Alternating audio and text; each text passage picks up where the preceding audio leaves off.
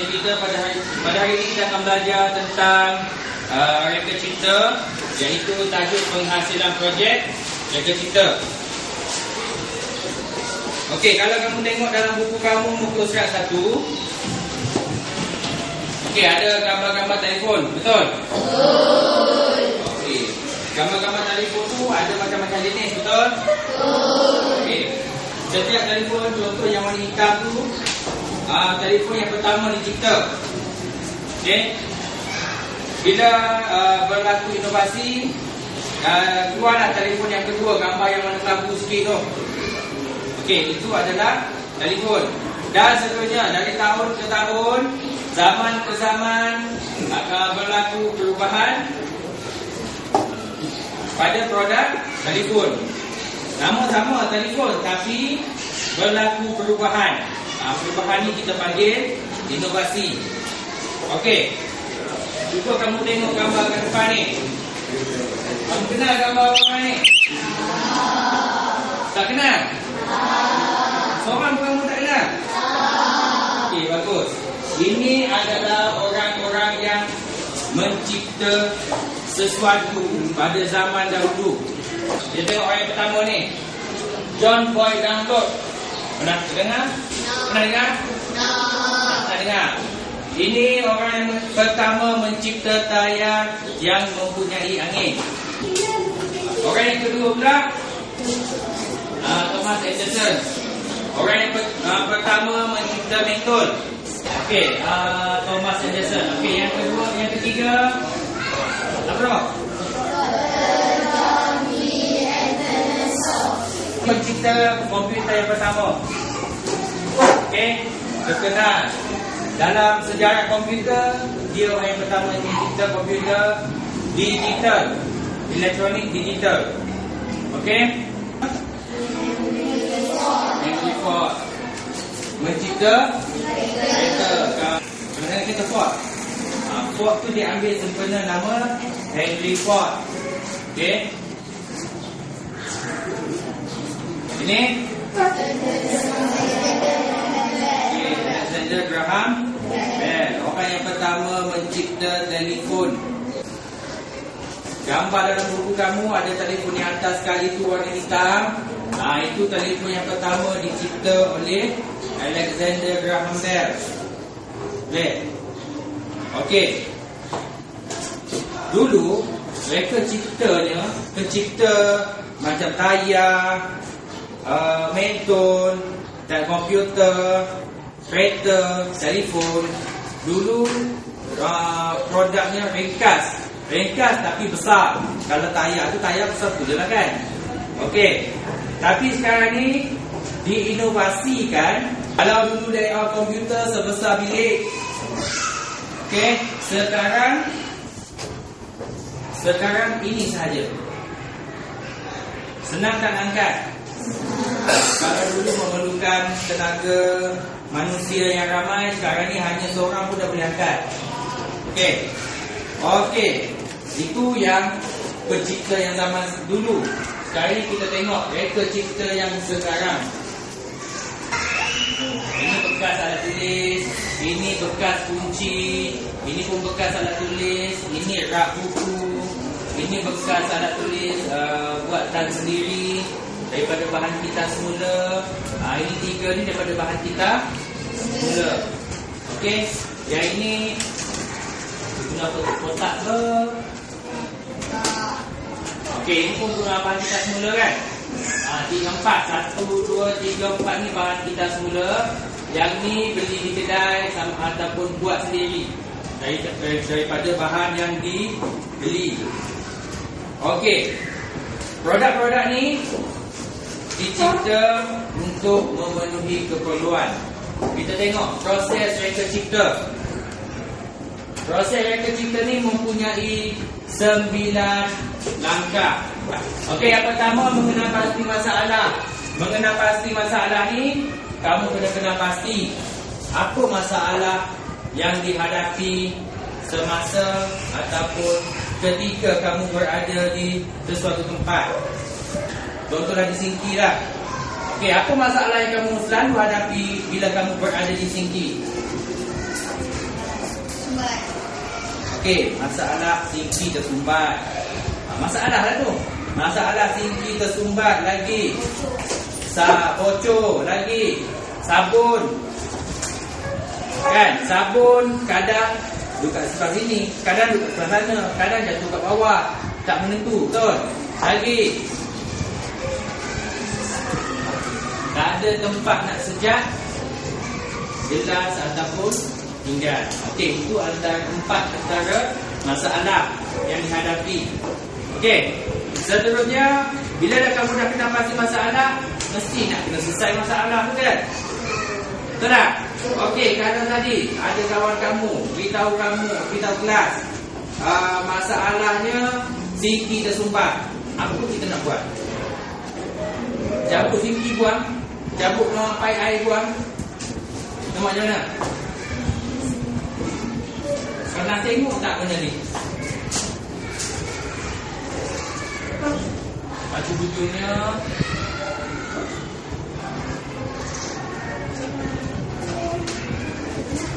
ini dia bentuk spring. Bahagian hujungnya dia ada macam cangkuk sikit. Pernah tengok? Kita masukkan bahagian hujung ni dalam lubang sinki, lepas tu kita pusing. Jadi sampah sarat yang tersangkut dalam paip sinki, paip buang tu, dia akan sangkut pada sini, dan bila kamu tarik, ada dah sampah kat sini. Faham? Boleh? Orang cerita tak? Orang cerita kan? Manusia cerita kan? Okey, selesai tak masalah sinki tersumbat? Okey, satu lagi, apa lagi? Kalau sinki bocor tadi kan? Sinki bocor, apa yang kita kena buat? Dia panggil aluminium. Pernah tengok? Okey, kita tampal bawah sinki tu, lubang belah atas kan? Kalau kamu tampal belah atas, kamu nak bersihkan sinki, letak periuk apa, nanti dia akan tumbuh balik. Bila kamu letak kat bawah, susah nak tangga tu susah dah. Kan? Okey, itu aluminium. Okey, selesai tak masalah? Selesai. Okey, kita tengok mengenai pasti masalah. Mengenai pasti masalah, penyataan masalah dan keperluan. Okey. Kalau kamu tengok contoh masalah yang dibagi kat situ, meja berselerak. Tengok gambar meja berselerak kan? Macam tu gambar meja kat rumah kamu. Lagi tunggu lagi kan? Lagi tunggu lagi ke ataupun elok sikit pada gambar? Okey, kita tengok. Okey, meja saya berselerak dengan pelbagai jenis alat tulis dan memo nota yang tidak dapat disimpan dan diatur dengan kemas. Ini menyebabkan meja saya tidak dikemas dan sukar untuk mencari alat tulis dan memo kecil apabila saya tidak menggunakannya. Okey, yang cikgu merah, highlight warna merah tu, cikgu tukar colour dia merah tu, itu adalah masalah yang kita hadapi bila kita berada di meja. Okey, contoh penyelesaian masalah di atas.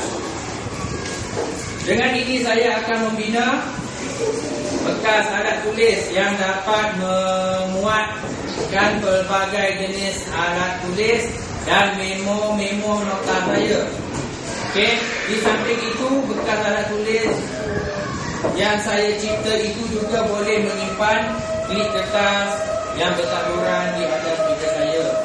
Okey, kalau kamu tengok gambar di bawah tu, itu contoh bekas alat tulis. Okey, selesai ke masalah di atas? Selesai untuk alat tulis. Untuk memo selesai tak? Mana kita letak memo? Okey, kita boleh letak dalam laci. Sekarang ni masalah alat tulis berselerak. Okey, masalah alat tulis berselerak tadi kan? Okey, masalah alat tulis dan memo. Alat tulis kemas tak? Kemaskan, kita letak dalam ni, sini. Okey, kalau memo kita boleh letak ni sini. Selesai nak masalah? Selesai masalah. Okey. Kita ada soalan? Ada. Okey, kalau tak ada soalan, kita akan buat sedikit aktiviti. Okey. Cikgu dah sediakan kumpulan-kumpulan. Okey, kamu ada 6 kumpulan. Kumpulan pertama, lokasi kamu di bilik tidur. Kumpulan kedua, dapur. Kumpulan ketiga, bilik mandi. Kumpulan keempat, ruang tamu. Kumpulan kelima, bilik mandi. Kumpulan keenam, meja makan. Boleh? Okey. Ini ada lembaga kerja.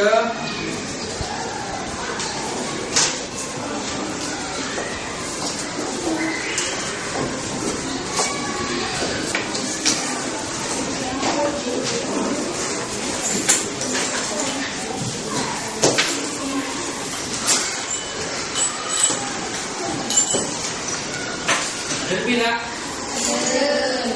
Ada lebih.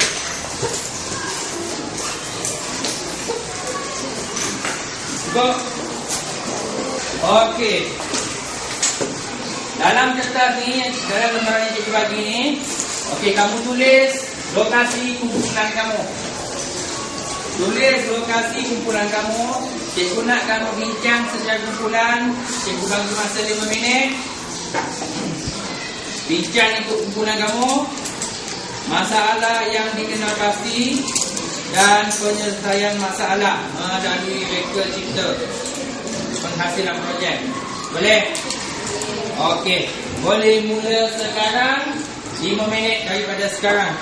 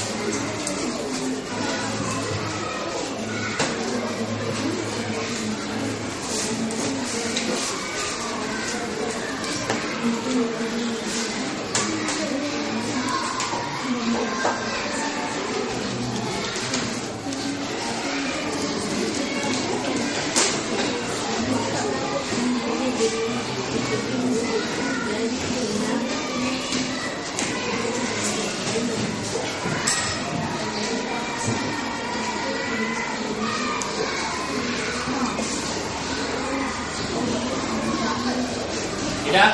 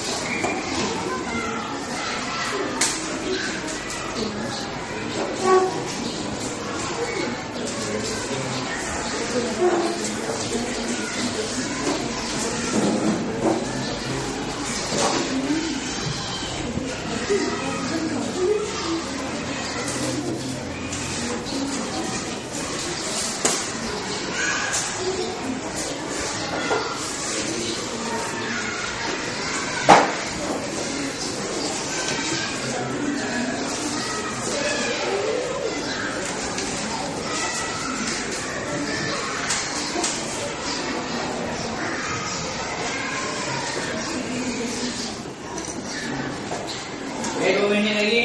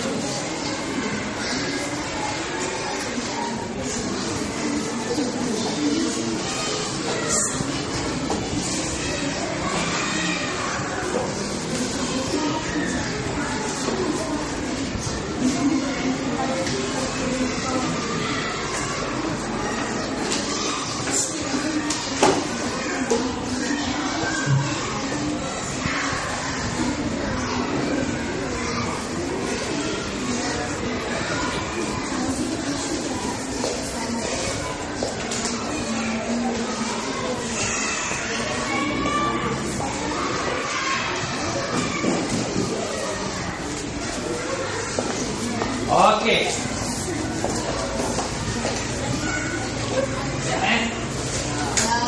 Okey, kita tengok wakil-wakil kumpulan akan membentangkan apa nama ni? Hasil daripada perbincangan dia bersama kumpulan. Okey, kita pilih lokasi di dapur. Wakil, kita wakil.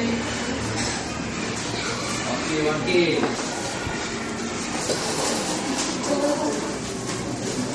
Kita beritahu kelas lokasi kamu, masalah yang kamu hadapi dan cara penyelesaian. Lokasi dapur, masalah yang tidak pasti, pinggan dan sudu bertabur dan susah untuk dicari. Penyelesaian masalah membuat rak pinggan dan sudu yang berasingan supaya lebih mudah untuk dicari. Okey, selesai tak masalah? Selesai. Okey, dengan mencipta rak pinggan. Okey, bagus. Duduk. Seterusnya lokasi yang kedua, iaitu kita pilih yang kumpulan kelima. Kumpulan kelima. Lokasinya meja belajar. Wakil. Lokasi meja belajar. Masalah yang kita pasti, alat tulis sering berselerak dengan meja. Saya susah untuk memilih alat tulis untuk digunakan. Penyelesaian masalah, saya perlu membuat rak alat tulis untuk menyimpan alat tulis. Okey, bagus. Tepuk tangan untuk diri-diri semua. Semua telah berjaya untuk memahami dan menguasai kemahiran mengenal pasti dan menyelesaikan masalah dengan mereka ataupun menghasilkan produk. Okey, tadi adalah masalah dan cadangan. Okey, masalah dan cadangan penyelesaian masalah. Okey, setelah ada penyelesaian masalah cadangan tu, barulah kita pergi kumpul maklumat berkaitan dengan cadangan yang kita nak buat. Okey, yang ini kita akan sambung pada minggu hadapan. Okey? Boleh? Yang ini kita akan sambung pada minggu hadapan. Untuk selanjutnya, hari ini kita hanya belajar berkaitan dengan mengenal pasti masalah dan cara penyelesaian masalah. Okey, kertas aktiviti tadi kamu masukkan dalam buku kamu, dekatkan dalam buku kamu.